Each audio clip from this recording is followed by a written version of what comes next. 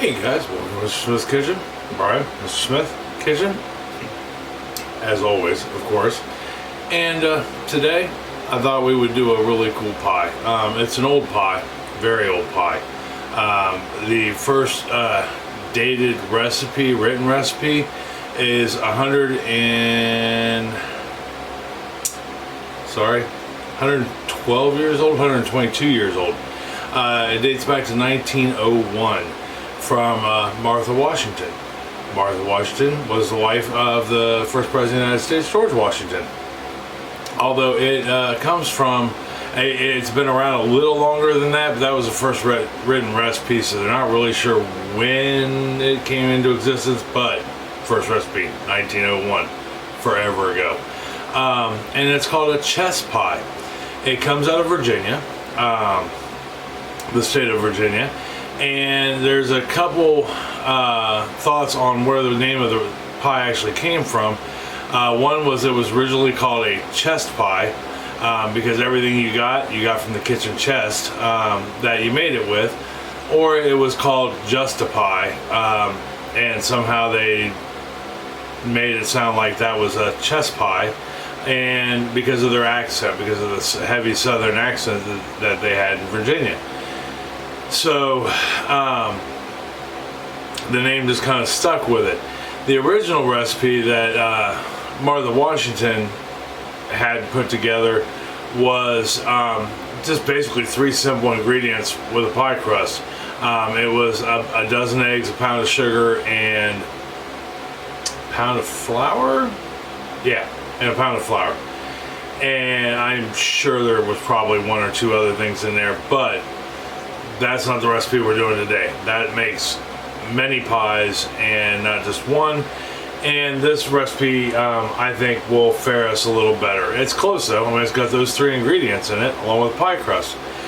So, that being said, if you're new to my channel, this is your first video with us, welcome. I hope you get something out of this video. Check out some of my other videos. If you're returning, excuse me, thank you. If you are a new subscriber, thank you, and that's awesome. We are just still steadily growing at a rapid rate, which absolutely blows my mind. Now, when I very first started this channel, I thought, well, if I get 10 people, that's great. Now we're almost to 400. That is crazy cool. That means there's some people out there that are interested in eating some good food, having some good conversation, and being a good neighbor in our neighborhood, right? So that being said, don't forget to like, subscribe, and share. And now we can get down to the counter and start getting this thing put together. It won't take long. This is one of the easiest pies I think I have ever seen a recipe for. I will give you all your measurements in cups, tablespoons, teaspoons, and grams also. That way everybody can play along. So that being said, let's head on down here to the counter and we'll start whipping this bad boy together. Hold on for me just 1 second. Okay, we are down here at the counter. So, some things we will need to make this with real quick. You will need at least 1 bowl, alright, and a whisk. You will also need to preheat your oven to 350 degrees, get that bad boy running. And you will need a pie crust that is already par baked. Now, you have a couple options here. You can buy a store-bought pie crust, but I think in a way that takes away from it. But if that's all you have, or you've never made a pie crust before, perfectly acceptable. I just know I've gotten used to my own pie crust, and I would much rather have it. And I'm sure if you make your own pie crust, you kind of feel that way. But you want to go ahead and get it par baked. Now, mine is just a simple pie crust with an egg wash on it, and now we're letting it sit and cool. So while that's cooling, my oven's already preheated because I par baked it and brought it out to cool. We're going to go ahead and get our filling together.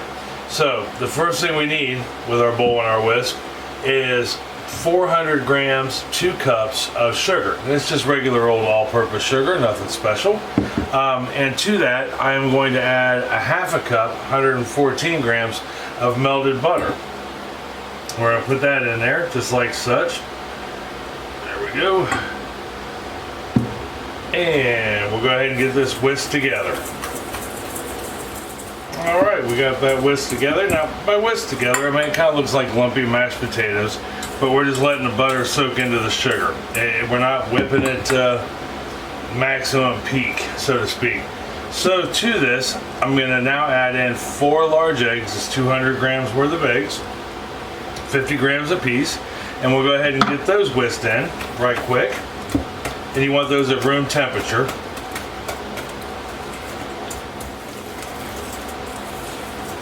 All right, we got those mixed in at room temperature. Get that little blob of sugar out of the center there. There we go. So the next thing we want to add is 3 tablespoons of cornmeal at 30 grams and 1 tablespoon, 10 grams of all-purpose flour. I just put them in the same container for us. And we're going to go ahead and get that in there. We're going to mix that in.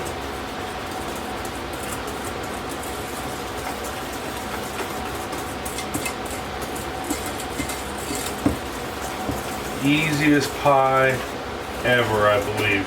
I mean, really, 1 bowl pie, you can't argue this. All right, so we got that mixed in. We're looking good there. So the next things we need to add to this is, I mean, we're literally almost done. 1/4 teaspoon, 1 gram of salt. We're going to need a 1/4 cup, I'm trying to remember what the milliliters are, 55 milliliters of, I'm using whole milk, and you want that at room temperature also. So our eggs are room temperature, milk's at room temperature, and we're gonna get that in there. Then the last 2 things we need to add are 1.5 teaspoons, 20 milliliters of lemon juice. If you have fresh squeezed lemons, great. If you don't, store-bought lemon is awesome too. That's what I'm using at the moment. And then I've got 1 teaspoon, 4 grams of vanilla. And that's it. I mean, that's literally all there is to this filling. And then we'll just give this a good whisk, get it all together.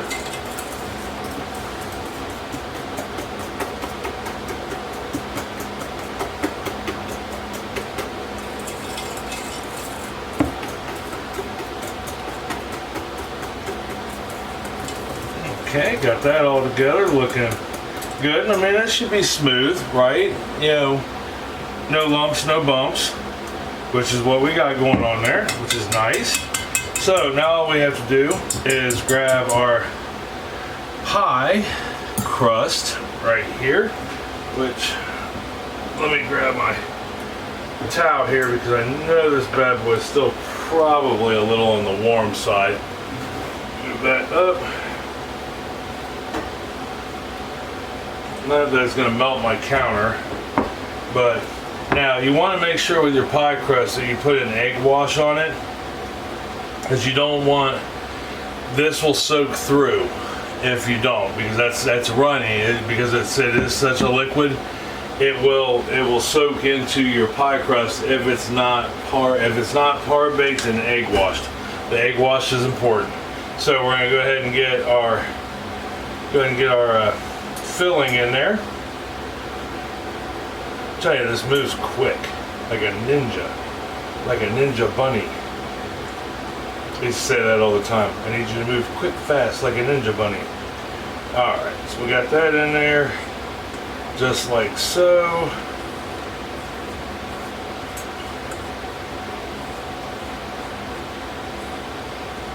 There is that. Bam. That pie is ready to go in the oven. Look at that. Isn't that crazy? Crazy. So let me get this pie in the oven and we'll talk about how long to bake it for. How's that sound? Grab my towel here. Maybe, possibly, because all my heat goes out of my oven.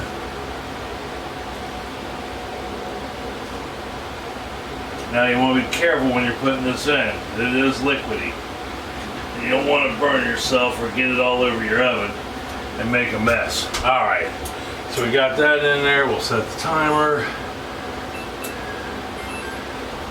Got it going. So there are some things to look for with this.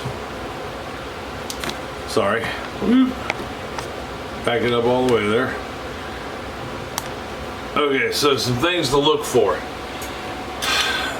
we're gonna bake this for 50 to 55 minutes, because I mean every oven's a little different, so start checking in about 50 minutes. That being said, what you're looking for is you should be able to take it and shake it a little, just like we would do a cheesecake or a custard, and it should be completely set. There should be no movement. Now, with it being in the oven this long and it being sugar, a lot of sugar, your top is going to naturally brown. You want it to brown, but you don't want it to burn. Along with your crust, 50 to 55 minutes is a long time for a crust to be in there. Now, I know I have had, knock on wood, fairly good success with my crust not burning with an egg wash. That doesn't mean it doesn't happen. So, about every 15 minutes or so, I'm going to check it. And if I think it's going to get, if it's starting to get close to a darker crust than I want, I will put my pie ring on it, right? Which if you don't know what a pie ring is, this is it, right here. Plain, it's just a simple ring. You set it down on top of your pie, and it shields the crust from the direct heat. It just gets ambient heat, which means it doesn't bake. It just stays kind of like it is. It might get a little darker, but not by much. And then if your center is getting too brown, too dark on you, it's starting to burn or look a little darker than you want it to be, you can take a piece of aluminum foil and tent it. Alright, so that just basically means you're going to take that foil and turn it into a tent and set it on top. Once again, that protects it from direct heat and gives it a radiant heat instead, right? And then that way nothing burns. So, when I come back, we'll get the pie, we'll have the pie out of the oven, back on the cooling rack, we'll take a look at it and talk about what we need to do after that. Alright, I'll see you here in just 1 second. Okay, so, I misspoke about the times. It's 45 to 50 minutes. I let mine go for 50 minutes. At 45 minutes, it was still a little jiggly, but not horrible, but we went full 50. But it is 45 to 50, so start checking it at 45, not 50. Unless you know your oven. So I know mine, personally, almost everything I bake or cook is on the high end of the spectrum. But that being said, let's take a look at this pie. Hold on for me 1 second and we'll get down there and look. And here we are. A pie that looks fit for a king. And I did, like you see, I put my ring on it, and I even tented it. I put the ring on it at about 20 minutes, and after about 20 minutes, and I put the foil over the top after about another 10 after that, and that way nothing burnt. And I think that bad boy looks magnificent. We'll want to bring it in for its close-up, Mr. DeVille. Now some of you may not know that expression, but all the same, there we are. But you see how it doesn't shake, it doesn't shimmy, it's not liquid anymore. That's what we're looking for right there. So what do we do now? I know there's always something new to do, I get it, but sorry, let's get that bad boy back where it needs to be. So now all we have to do with our pie is let it cool.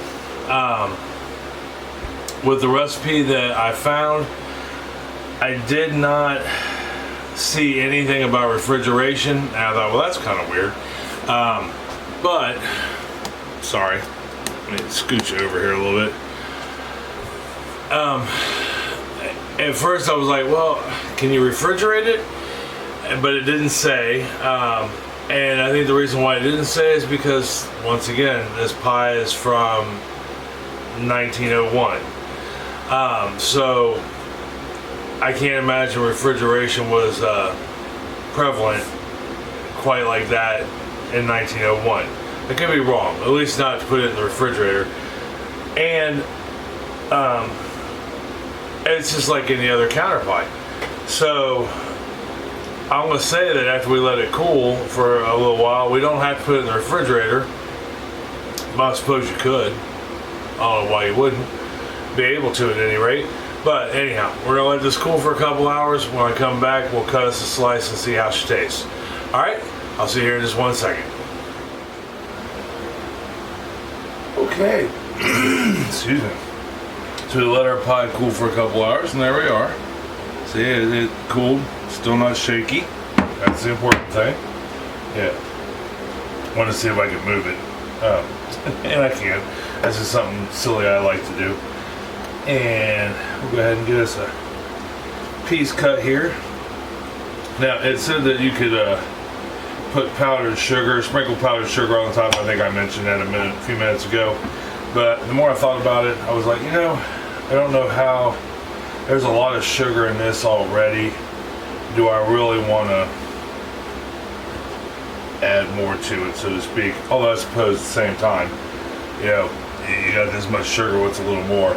I really like the way the top of this crust came out, and the fact that when I cut it, it had just that nice little bit of crunch where that sugar caramelized on the top. I think that is just where it's at, so to speak.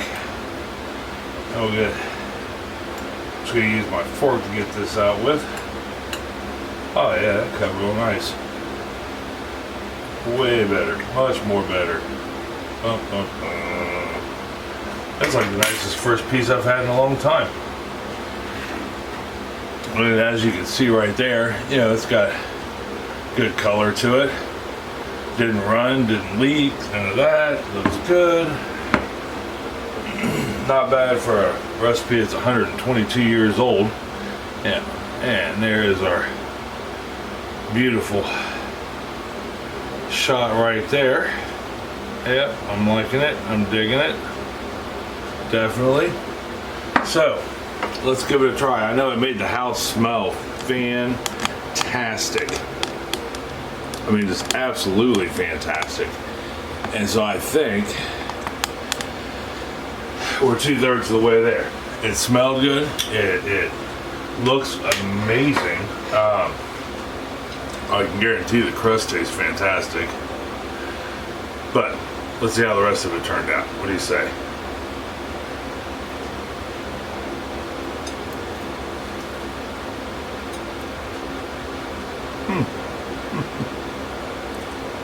That's pretty good. That's real good. It almost tastes like a sugar cream pie. If you've never had one, I have a recipe for one. It's on in my pie playlist. And that is my favorite pie, hands down. Loved it since I was a kid. But this is really good. Now, it's not healthy, I'm sure, by any means. The cornmeal gives it a really unique texture.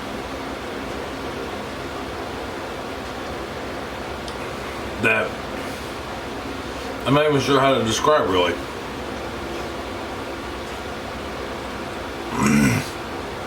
It takes away from the super smoothness, but not in a bad way. Not by any means. This is definitely not a diet-related pie. It is sweet. It is a little savory. That's kind of the best way to describe it. I would definitely give this bad boy a try. I mean, it took like 10 minutes to put together. If you use a store-bought crust, you could probably run another. Yeah, I mean, you could have this pie put together and ready to go in about 20 minutes. And that's with par baking your pie crust. Hour in the oven, 2 hours to sit. Yeah, you've got a pie for supper, for dessert for supper. So, give this a try. Let me know what you think. I don't think you'll be disappointed, especially if you like the cream pies, like a chocolate cream pie or a sugar cream pie or a milk pie or a buttermilk pie. If you like any of those at all, or you just want to try something that's completely different but really tasty, this is it right here. So let me know if you do. Leave me a comment down below and let me know if you should give this a try or not. Or if there's something you do that's a little different. Or, like I said, find us on Facebook. See what at Mr. Smith's Kitchen, and you can leave us a comment there or send pictures of the pie you make. Either way, I almost guarantee you're not going to be disappointed with this pie. It is a great pie, hands down. It has stood the test of time at 122 years, and I would make this again. I will say it is more like, it has more of a fall taste to it, or a holiday taste at any rate, so to speak. But I think it can be good anytime. I mean, we're in the middle of summer, and I think it tastes fantastic. So, that being said, next week I have no idea what we're doing for dinner. No idea what we're doing for dessert. But we will do something that I hopefully will be tender, tasty, and delicious. So, until then, I love you. I love you very much. I mean that with all my heart. I appreciate all the time you give me when we hang out together, as I know time is something you can never get back. Tell somebody else you love them. You love them very much. They may need to hear it. You know, it's going to make them feel better. You're going to feel good telling them. You make them one of these chess pies. That's going to be good conversation and good time. All right? Till next week, I love you. I'll see you then. Talk to you later. Bye.